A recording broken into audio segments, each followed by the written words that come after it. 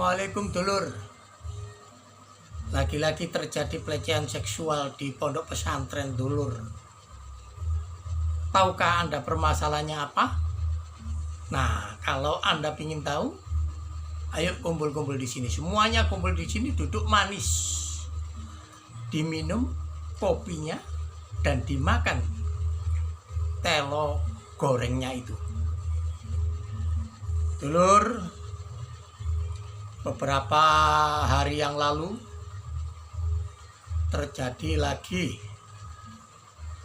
pelecehan seksual di pondok pesantren. Ini bukan kali yang pertama, dulur. Menodai nama baik pesantren. Kenapa bisa terjadi itu pelecehan seksual di pesantren? Padahal pesantren adalah tempat untuk menempah, tempat untuk menuntut ilmu agama agar menjadi orang yang baik. Tapi kenyataannya justru pesantren menjadi ajang pelecehan seksual. Ini bukan kali yang pertama, dulur. Dulu juga pernah gempar terjadi pelecehan seksual di salah satu pondok pesantren di Jawa Timur. Tidak saya sebutkan pondok pesantren namanya apa dan di kota mana. Yang jelas dulu pernah viral, pernah gempar beritanya itu. Dan sekarang ini dulur terjadi di daerah Pati, Jawa Tengah. Kalau nggak salah pesantrennya Al-Huda, kalau nggak salah, dilakukan oleh pemangku pondok, dulur. Ini terjadi karena pondok itu harus berbenah kultur, dulur,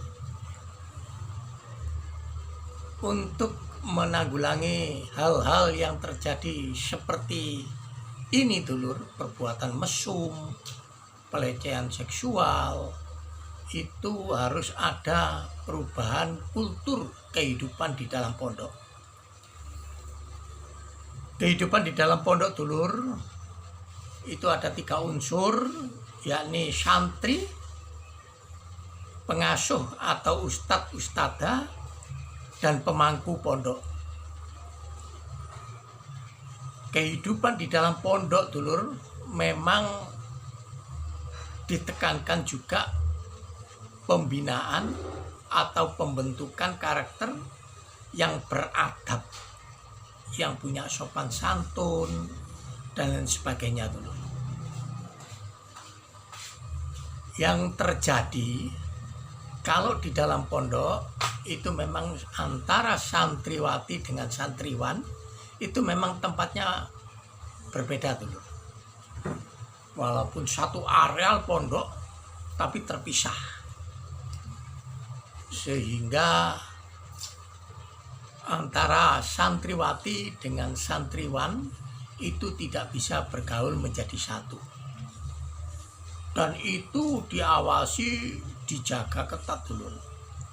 Santriwan dan santriwati juga menyadari akan hal itu, dulur. Akan tetapi ke atasnya, karena santriwan santriwati ini diajari adab, hormat kepada ustadz ustadzah atau pengasuh, terutama kepada pemangku pondok, itu sangat hormat sekali, dulur. Ketika santriwati dipanggil oleh pemangku pondok, katakanlah yang punya pondok, Mbah Yai atau Gus, itu wis gopo, dulur. Wis wedi. Ono opo iki kok diceluk? Dalam hatinya seperti itu, dulur. Dan ketika menghadap itu ono aturane, ono adab itu, dulur. Gak kaya ono umum ngene iki. Kula nuwun, assalamualaikum, Ono iku iso-iso menghadap itu dengan jalan kaya hamba nang raja iku dulur. Ojo maneh karo pemangku pondok dulur, karo ustadahe ae. Kowe iku wis gak wani blas. Gak wani mbantah blas dulur. Nah, kesempatan-kesempatan itu oleh orang-orang yang tidak bisa menahan hawa nafsunya ketika memanggil santriwatinya itu dipergunakan untuk melakukan hal yang tidak senonoh. Suatu misal, santri perempuan dipanggil Gus. Sampean dipanggil Gus, ditimbali Gus utawa ditimbali Yai nang ngene dalem omah kediaman Gus utawa pemangku pondok iku istilahé dalem. Sampean kongkon sowan nang ngene dalem karo Mbah Yai utawa karo Gus. Wis gopo santri wedok dulur. Gopo. Apalagi santri perempuan itu mayoritas usianya biasanya masih belasan tahun. Gopo dulur. Ketika santri perempuan itu menghadap, dimanfaatkan oleh oknum kiai atau oknum Gus.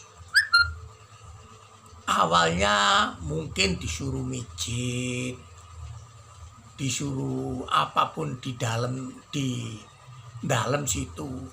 Wis kawani mbantah nurut ae kok ngono apa nurut. Nah, termasuk disuruh untuk melakukan hal yang tidak senonoh seperti ini. Gak wani mbantah dulur.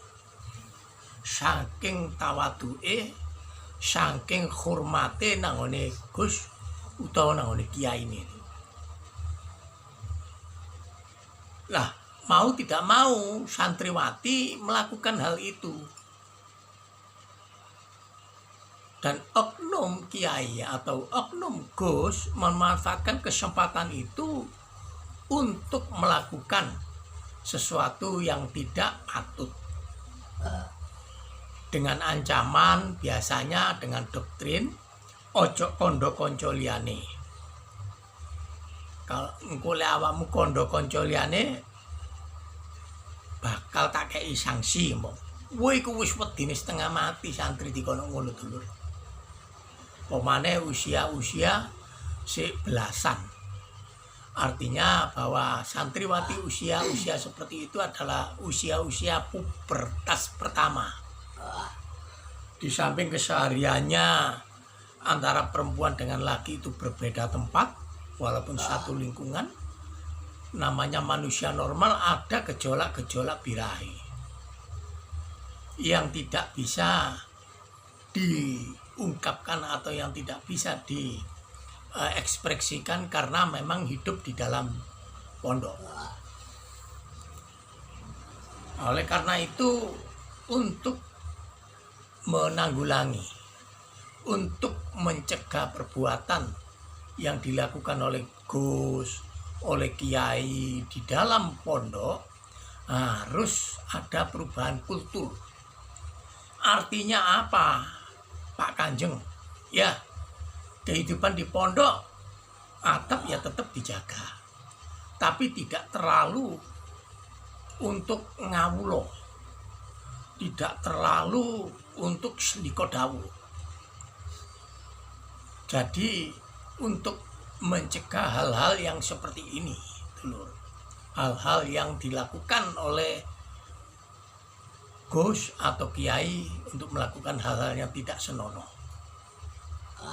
Dulur, tidak pernah terdengar terjadi di dalam pondok pelecehan seksual yang dilakukan antara santriwati dengan santriwan. Tidak pernah terdengar.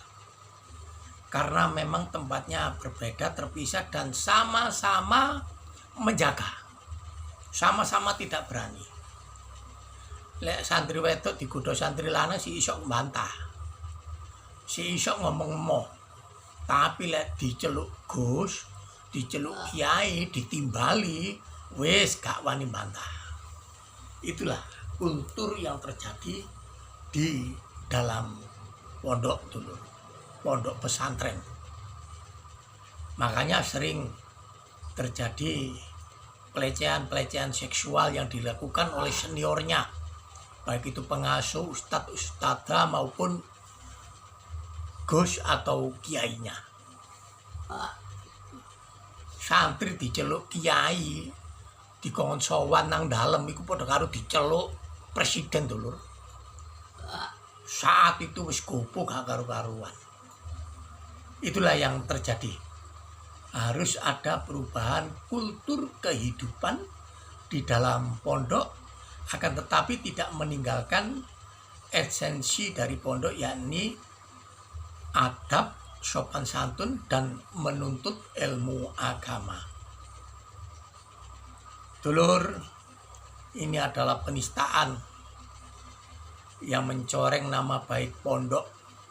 Ada yang pondok betul-betul pondok itu bersih, tidak pernah terjadi hal-hal yang tidak asusila atau tidak melanggar tatanan agama.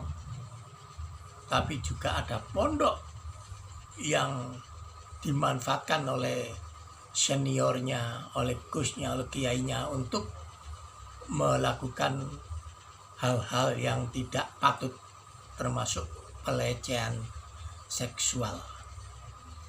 Oleh karena itu, saudara-saudaraku, adik-adikku, anak-anakku yang masih hidup di dalam pondok menuntut ilmu, jaga diri baik-baik.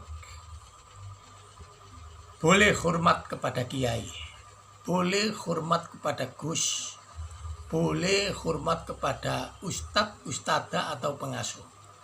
Akan tetapi kalau dia ajak, dirayu untuk melakukan hal-hal yang tidak senonoh, harus berani menolak apapun resikonya.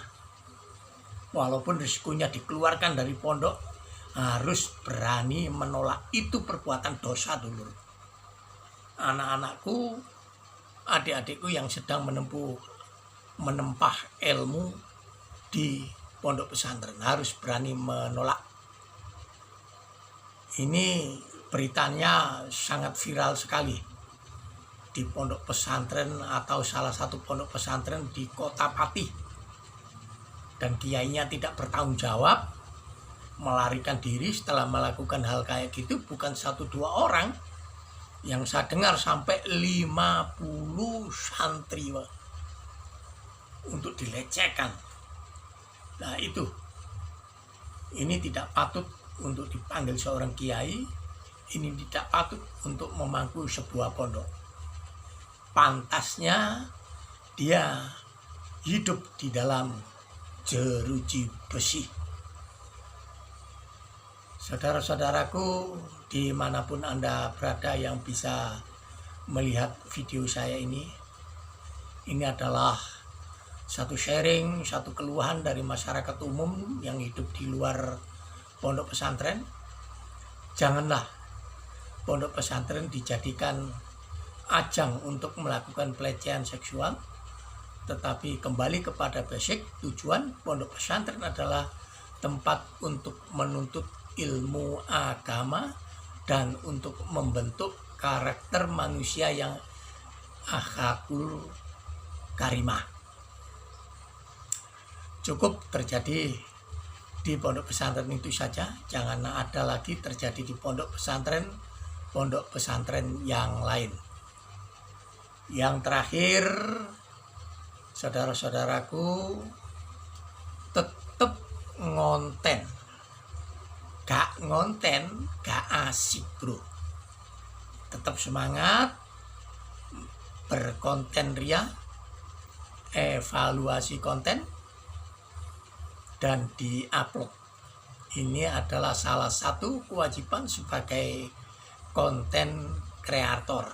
Jadi harus menghasilkan konten yang sehat, berisi, dan bermakna. Dulur, Kanjeng Sunan dari Surabaya Matur sembah nuwun, matur thank you pada Anda semua, saudara-saudaraku yang melihat tontonan video saya ini sampai habis.